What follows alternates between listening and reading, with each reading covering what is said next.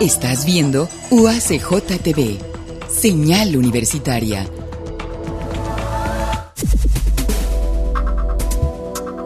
UACJ TV presenta. Amigos, ¿qué tal? Qué bueno que nos acompañan. Bienvenidos a esta transmisión que realizamos desde la Universidad Autónoma de Ciudad Juárez. Saludamos a quienes nos ven a través de 44.3 en nuestra región fronteriza de Ciudad Juárez y El Paso, y también a quienes nos siguen a través de www.uacj.mx y en nuestra página web de YouTube. Vamos a comenzar la emisión del día de hoy.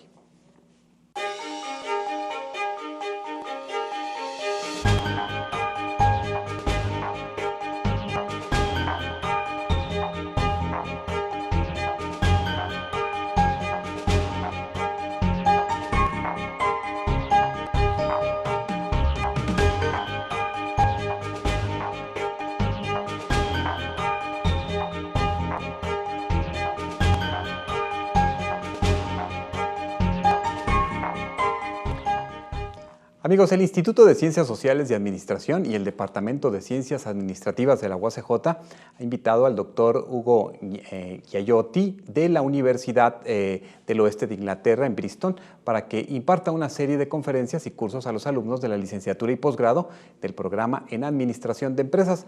El doctor Ghiaiotti tiene un doctorado en antropología y un máster en management basado en el trabajo de campo etnográfico, también de 6 años de trabajo con directivos a nivel mundial en el sector petrolero y el gas. También el doctor se interesa en los estudios del tiempo de organización y espacio. Además, sus investigaciones aparecen en diversas revistas interdisciplinarias. Le queremos dar la bienvenida al doctor aquí en este espacio universitario de la UACJ. Doctor, bienvenido a la UACJ. Gracias por acompañarnos. Gracias, muchas gracias por recibirme. Gracias por estar con nosotros, porque usted ha estado con este encuentro con estudiantes hablando de temas sobre la administración, hablando sobre temas de la organización. Actualmente las empresas pues buscan mayores rendimientos indudablemente en los ejercicios que desarrollan en cualquier parte del mundo y buscan procedimientos y esquemas que les planteen pues éxitos en sus planeaciones.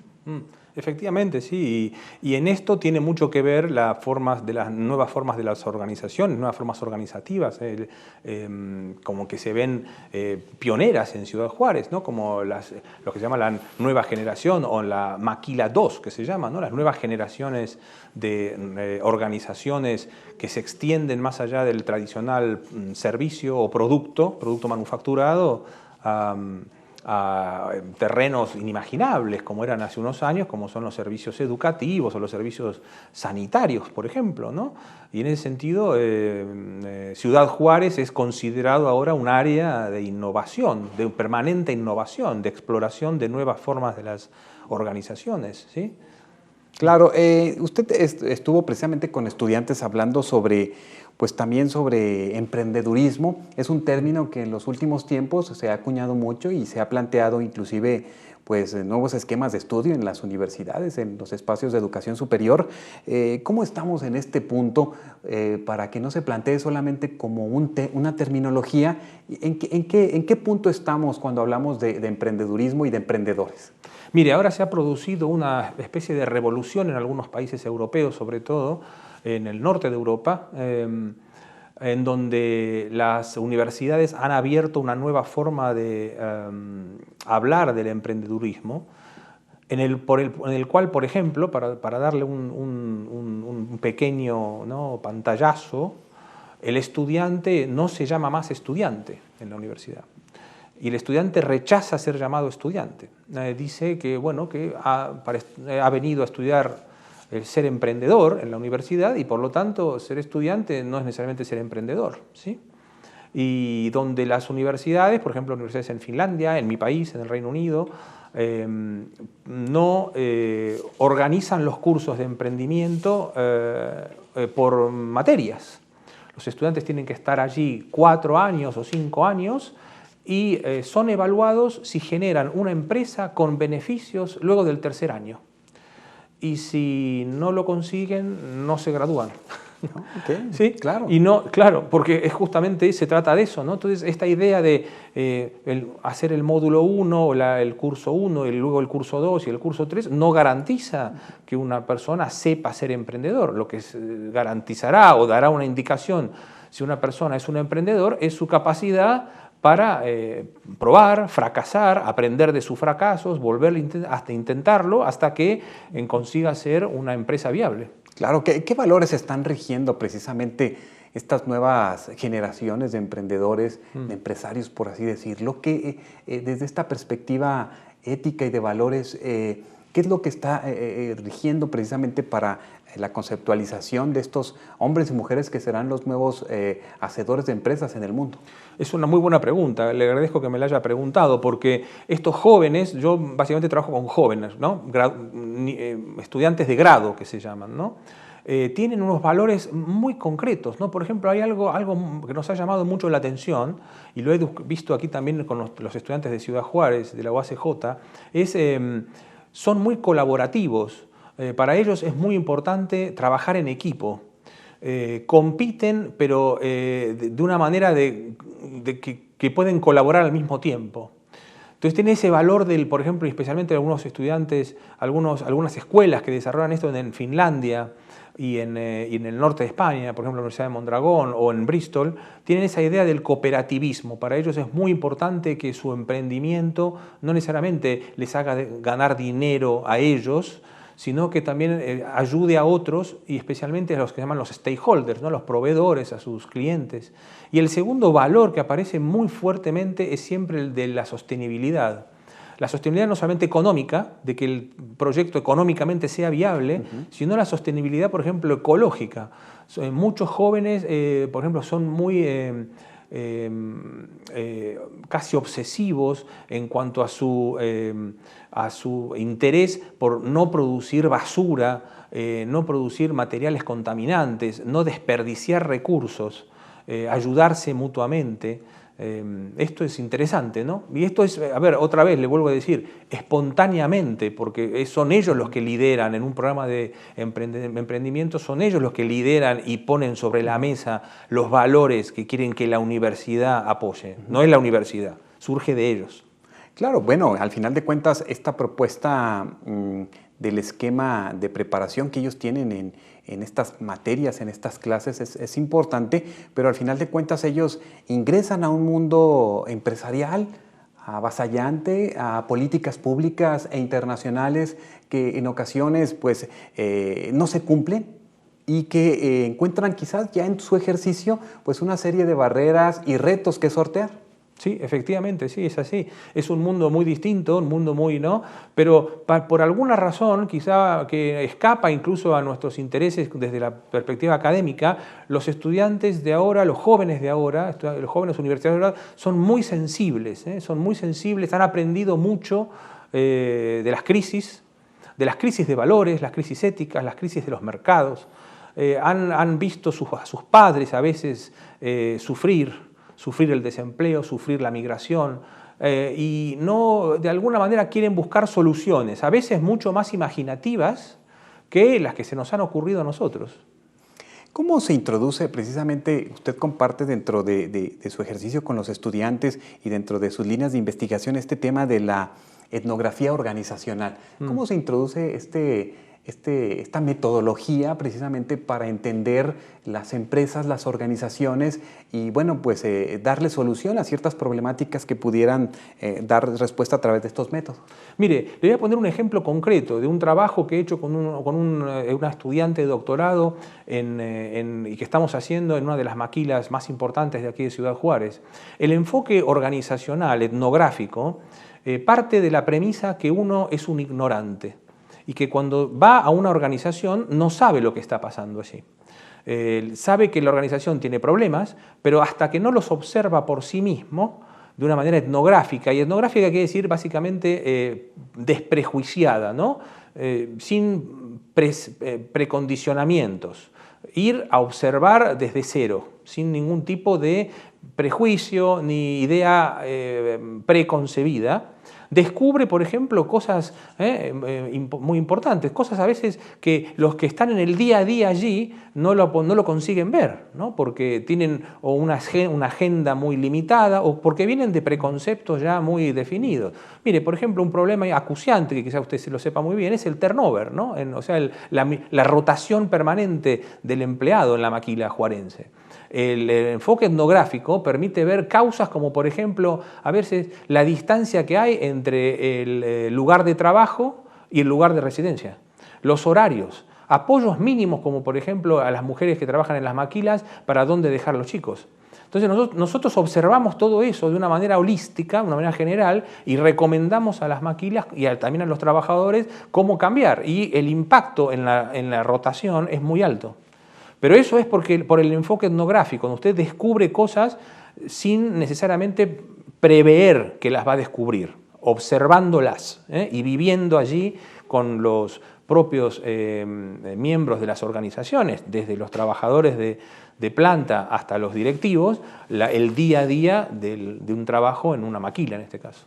Claro, y pues es importante recordar que precisamente esta introducción de un elemento dentro de la organización que genera esta observación, sí, ajena, a lo mejor observando estas realidades que después son planteadas o plasmadas a los directivos, pues inclusive en ocasiones son sorpresas, ¿no?, para los mismos directivos cuando se plantean algunos de los resultados. Efectivamente, sí, sí.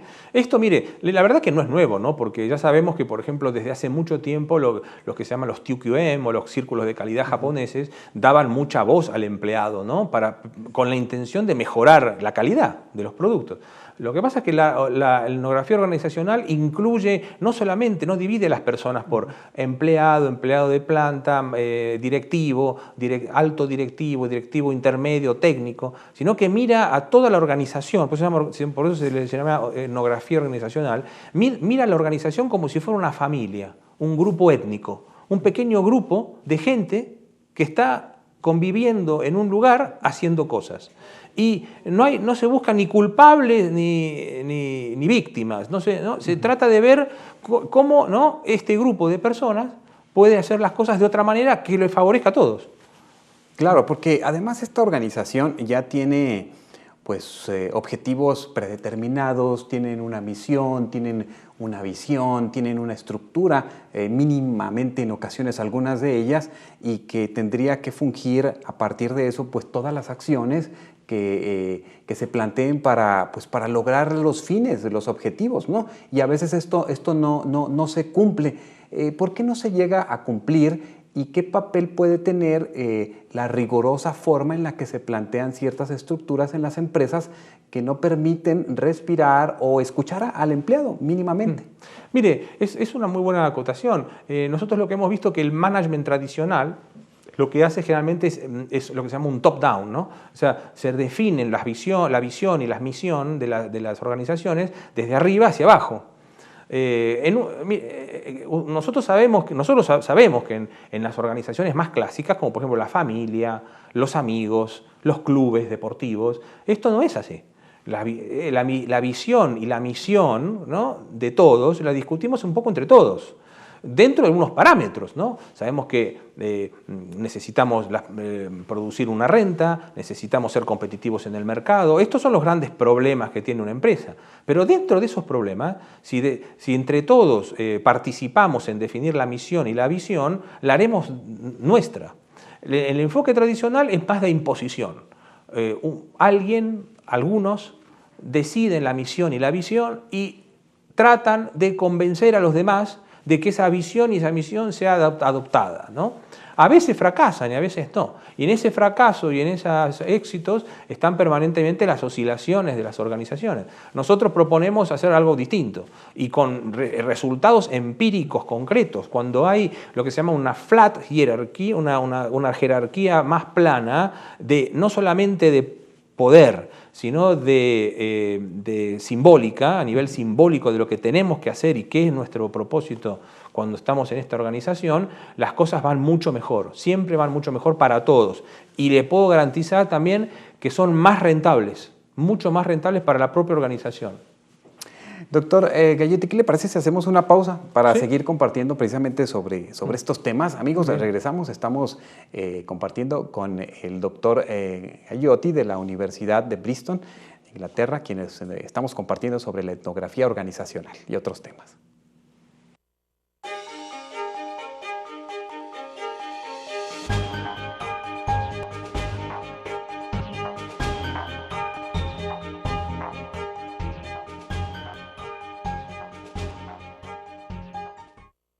La Red de Radiodifusoras y Televisoras Educativas y Culturales de México es una asociación civil. Cuenta con 57 afiliados. Fue creada para propiciar la articulación y colaboración común ante todos los sistemas de radio y televisión de servicio público del país.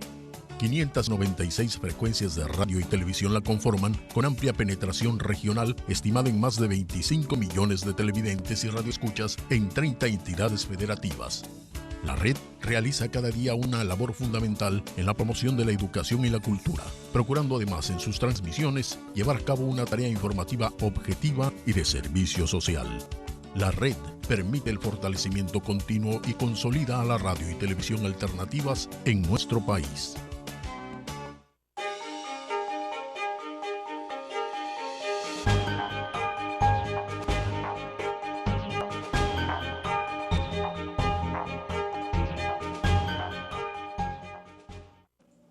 Amigos, regresamos desde la Universidad Autónoma de Ciudad Juárez. Estamos compartiendo con el doctor Hugo Gayotti de la Universidad del Oeste de Inglaterra en Bristol. Y bueno, está aquí con nosotros porque ha compartido con estudiantes de la licenciatura en Administración y posgrado. Y hablamos de las organizaciones, de la empresa en la actualidad, sobre la investigación que se genera al interior, el emprendedurismo, pero también la forma en la que los nuevos profesionistas deberán de prepararse, qué nuevas herramientas, qué nuevos saberes tendrán que conocer para insertarse en este ejercicio profesional global, porque ahora pues esto se plantea desde esta forma, ¿no? Sí, efectivamente. Bueno, los estudiantes siempre me preguntan, ¿no? Y usted, a ver, ¿qué piensa, ¿no? de la movilidad laboral, ¿no? Entonces, claro, en Inglaterra, usted sabe, hay generalmente entre 40 y 50 distintas nacionalidades. El estudiante británico es un estudiante de distintos orígenes y hay muchísimo estudiante internacional. Y la respuesta siempre es, miren, en el mundo actual, lo que un estudiante de administración, de economía, de management, debería tener claro es que se debe seguir el trabajo, ¿no? Se debe seguir las rutas del trabajo. Y el trabajo en el mundo contemporáneo es móvil, ¿no? Se vive moviendo de arriba hacia abajo en cuanto a lo técnico y al perfil, y de manera lateral en cuanto a la localización. Es decir, que su trabajo puede empezar aquí en México, puede luego continuar en Japón, seguir en Alemania y terminar en Estados Unidos, ¿no? Entonces, claro, la persona que va a la universidad y que básicamente quiere formarse como un profesional y ser competitivo en el mercado laboral, debería tener claro que debe seguir al trabajo, no a los países, ¿no? Entonces, muchos estudiantes dicen, mi sueño es vivir en el Reino Unido o mi sueño es vivir en Estados Unidos. Y yo digo, a ver, pero ser un estudiante de económicas, graduado en una universidad de elite como la UACJ, de alto nivel, y terminar trabajando en un McDonald's en Estados Unidos, o sea, ¿qué clase de proyecto es ese, ¿no?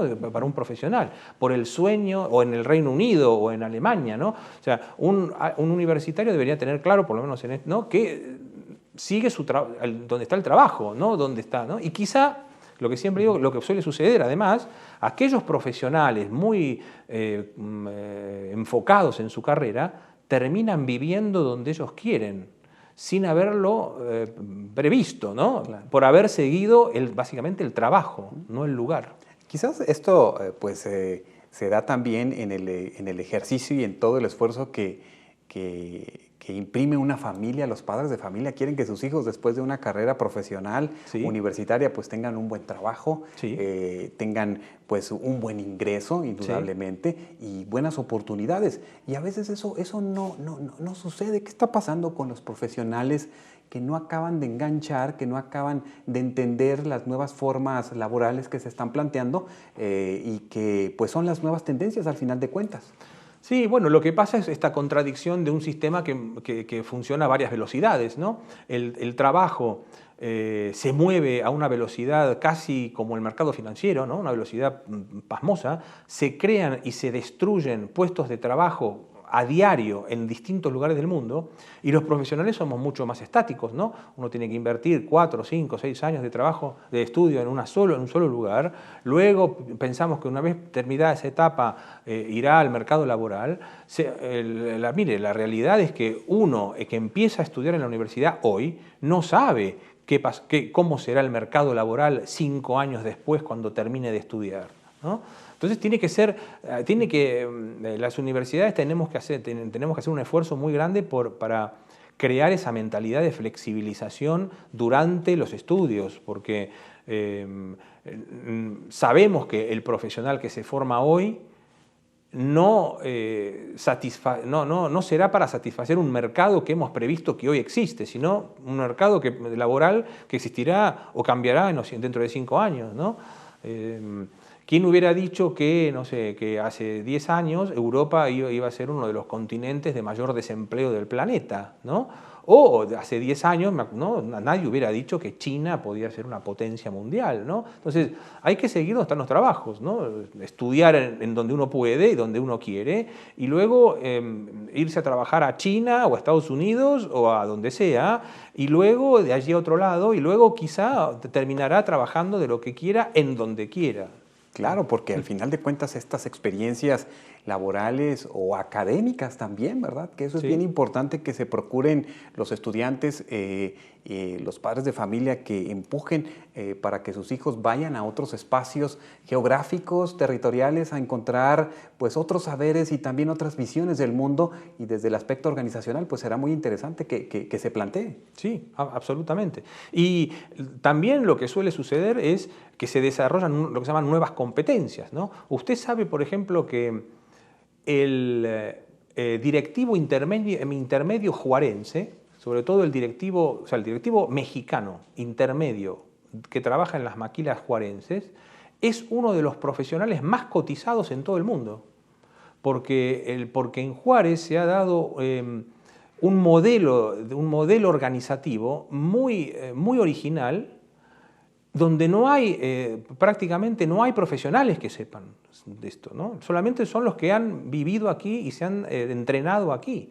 Así que no, yo he entrevistado con 2 o 3 directivos intermedios mexicanos de aquí de Ciudad Juárez, que ahora están siendo llamados para trabajar en Japón, por ejemplo, para trabajar en Corea del Sur, para trabajar en el norte de Europa, para explicar este modelo de trabajo que es muy flexible, muy riguroso, pero también en algún sentido muy exitoso. Entonces, ¿quién hubiera dicho que en Juárez se iba a desarrollar hace 10 años un nicho de expertise donde solamente en Juárez estarían los mejores profesionales en esto? Es impredecible.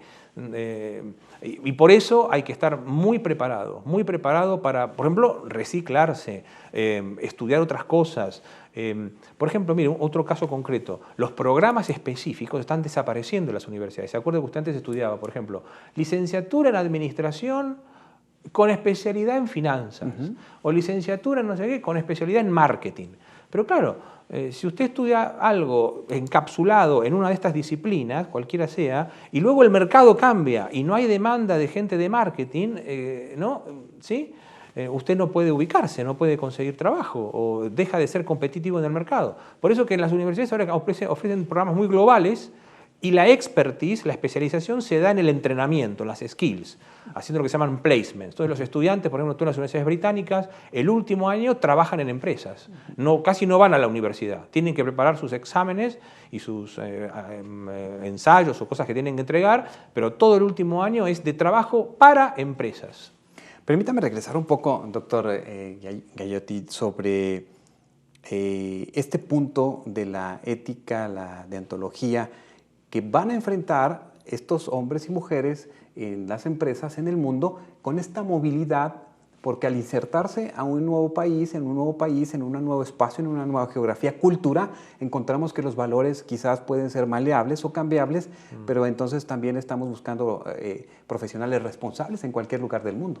Pues sí, usted mismo lo ha dicho. Ahora hay un gran debate en todos aquellos que estudiamos la ética empresarial sobre, claro, hasta qué punto ajustar los valores a otros esquemas de valores, ¿no? A otras sociedades o organizaciones que no necesariamente siguen nuestros valores, ¿no? ¿Cuál es la responsabilidad del trabajador en ese sentido, ¿no?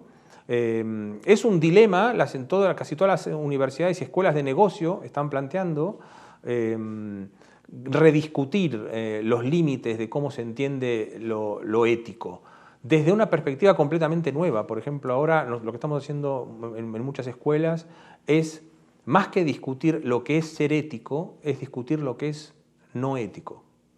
Cosas que cómo aprender a decir que no. Cómo cuando alguien a usted lo quiere sobornar, cómo analizarlo y decirle que no.